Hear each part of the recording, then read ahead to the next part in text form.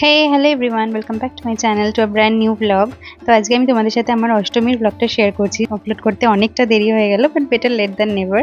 তো অষ্টমীর দিন আমরা চলেছিলাম আমাদের দেশের বাড়ি, মানে মেদিনীপুরের দুর্গাপুজোতে। আমরা মোটামুটি বাড়ি থেকে 6টা 7টা নাগাদ বেরিয়েছিলাম আর 10টা 10টা নাগাদ পৌঁছে গেছিলাম। তো এই হলো আমাদের বাড়ির দুর্গা প্রতিমা। আর এখানে এসে একদম সামনে থেকে পুজোর সবকিছু নিয়ম কানুন দেখতে কিন্তু বেশ ভালো লাগে আমার। নানা রকম নতুন নতুন নিয়ম দেখেছি আমি, যেগুলো অবশ্যই সবকিছু তোমাদের সাথে শেয়ার করবো। তোমরাও আমাকে কমেন্ট করে জানিও তোমরা এগুলো দেখেছো কিনা আর কেমন লাগলো সেটাও জানিও। আপাতত পুরো ব্লগটা এনজয় করো।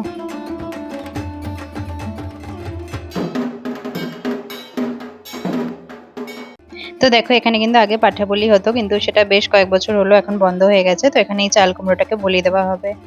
তো এখানে প্রথমে সিঁদুর লাগিয়ে নেওয়া হচ্ছে, তারপরে পুজোর আর যা যা নিয়মকানুন আছে সেগুলো করে সামনে একটা লম্বা বারান্দা আছে, সেইখানে সমস্ত প্রদীপগুলো যখন বলে যে ঠাকুরের চোখের মণির সাথে মিলেছে, একটা কোনো পার্টিকুলার টাইম আছে, ঠিক সেই সময়টা বলিটা দেওয়া হয়। এই যে দেখো, জাস্ট কাটা হয়ে গেল আর তখনই আমি আবার ক্যামেরাটা অন করেছিলাম, তাই টাইমটা একটু লেট হয়ে গেছে। তারপরে দেখো, এখানে এখন সবাই মাথায় এরকম আগুনটা নিয়ে বসেছে। এখানে সবাই অল্টারনেট করে বসছে, মানে একজন করে উঠে যাচ্ছে, তারপরে আবার আরেকজন কেউ বসছেন। আবার এরকম মোমবাতি দিয়ে আগুনটা জ্বালিয়ে দেওয়া হচ্ছে কিছুক্ষণ পর পর।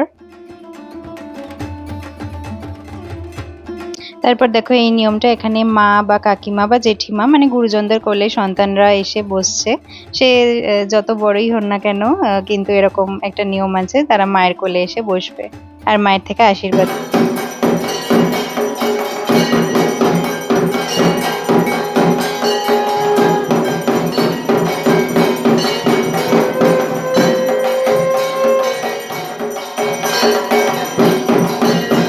তো তারপর আমরা সবাই মিলে অঞ্জলি দিয়ে ব্রেকফাস্টটা সেরে নিলাম। আর সারাদিনে আর কি কি করলাম বা সন্ধি পুজো, এই সব কিছু দেখার জন্য চ্যানেলটা অবশ্যই সাবস্ক্রাইব করে রেখো। এখনের মতো টাটা, বাই।